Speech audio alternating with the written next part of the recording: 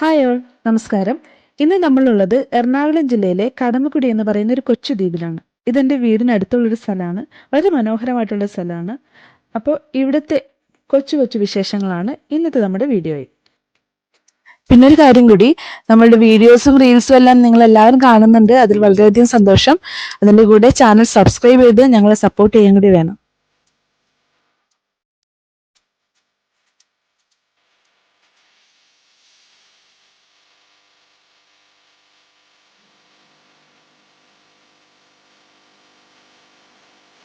41-ലെ വെള്ളപ്പൊക്കത്തിൽ കൊച്ചി അഴിമുഖം രൂപീകൃതമായപ്പോൾ അതുപോലെ പ്രകൃതിയാൽ രൂപീകരിക്കപ്പെട്ട 14 ദ്വീപുകൾ അടങ്ങിയ ഒരു പ്രദേശമാണ് നമ്മുടെ ഈ കടമക്കുടി.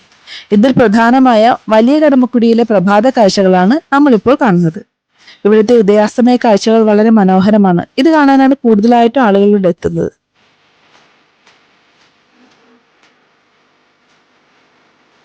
ഗ്രാമീണതയുടെ ചാരുത നിറഞ്ഞ ഈ പ്രശാന്തസുന്ദരമായ ഗ്രാമം തിരക്കേറിയ കൊച്ചി നഗരത്തിൽ നിന്നും 8-10 കിലോമീറ്റർ മാത്രം ദൂരെയാണ് സ്ഥിതി ചെയ്യുന്നതെന്ന് പറഞ്ഞാൽ വിശ്വസിക്കാൻ പ്രയാസമാവും. പക്ഷെ സംഭവം സത്യമാണ്.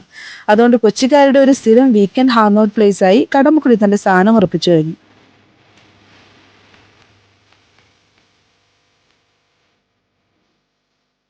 നമ്മളിപ്പോൾ വഞ്ചിയിൽ പോയിക്കൊണ്ടിരിക്കുന്നത് വലിയ പുഴയിലൂടെയോ കായലിലൂടെയോ അല്ല. ഇത് പാടങ്ങളാണ്, മത്സ്യകൃഷി നടത്തുന്ന കെട്ടുകൾ. ഇവിടെ ചെമ്മീൻ കെട്ടുകളും കുറെ പൊക്കാളി പാടങ്ങളും ഒക്കെയുണ്ട്.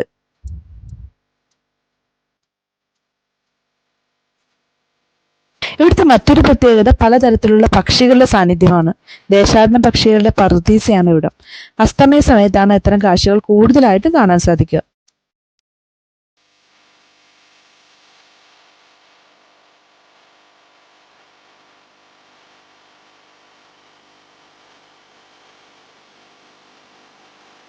ഇവിടുത്തെ മത്സ്യപ്പാടങ്ങളുടെ വരമ്പുകളിൽ അങ്ങിങ്ങായി ചെറിയ ഏറുമാടങ്ങളും പിന്നെ മീൻ പിടിക്കുന്ന ചീനവലകളും ഒക്കെ കാണാൻ സാധിക്കും.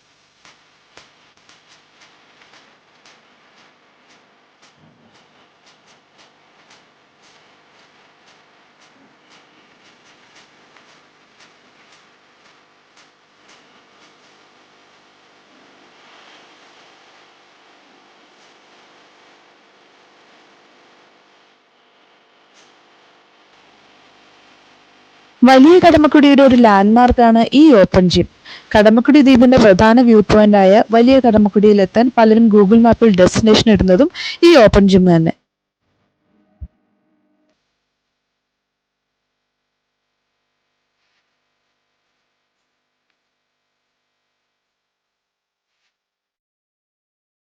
പൊതുജനങ്ങളുടെ ആരോഗ്യ സംരക്ഷണത്തിനായി എറണാകുളം ജില്ലാ പഞ്ചായത്തിന്റെ ഒരു സംരംഭമാണിത്.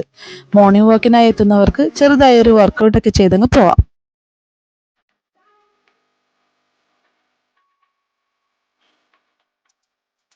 കായൽ മത്സ്യങ്ങളുടെയും താറാവ് കറിയുടെയും ഒക്കെ മണം പരത്തുന്ന കടമക്കുടിയുടെ ചെറിയ ചെറിയ ഫുഡ് സ്പോട്ടുകളാണ് ആ കാണുന്നത്. പക്ഷെ രാവിലെ ആയതുകൊണ്ട് ഒന്നും ഓപ്പൺ ആയിട്ടില്ല. പിന്നെ വിഷുക്കാലമായാൽ ഈ കെട്ടുകളുടെ വെള്ളമൊക്കെ വെട്ടിച്ച് തകൃതിയായി മീൻപിടുത്തവും നടക്കാറുണ്ട്. അങ്ങനെ ഉദയകിരണങ്ങളുടെ തലോടിലേറ്റ് നിൽക്കുന്ന കടമക്കുടിയുടെ സൗന്ദര്യം ആസ്വദിച്ച് അസ്തമയ കാഴ്ചകൾക്കായി അടുത്ത് തന്നെ ഒരു വരവ് കൂടി ഫിക്സ് ചെയ്ത് ഞങ്ങൾ തിരിച്ച് വീട്ടിലേക്ക്.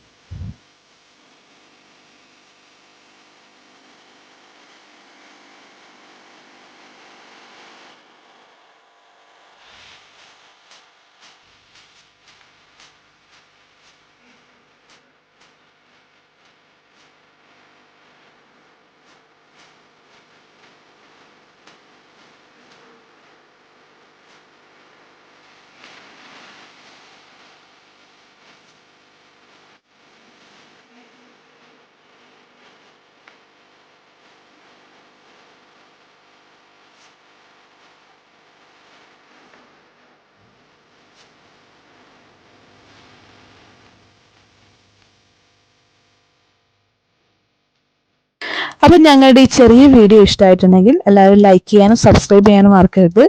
എല്ലാവർക്കും നല്ലൊരു ദിവസം ആശംസിക്കുന്നു.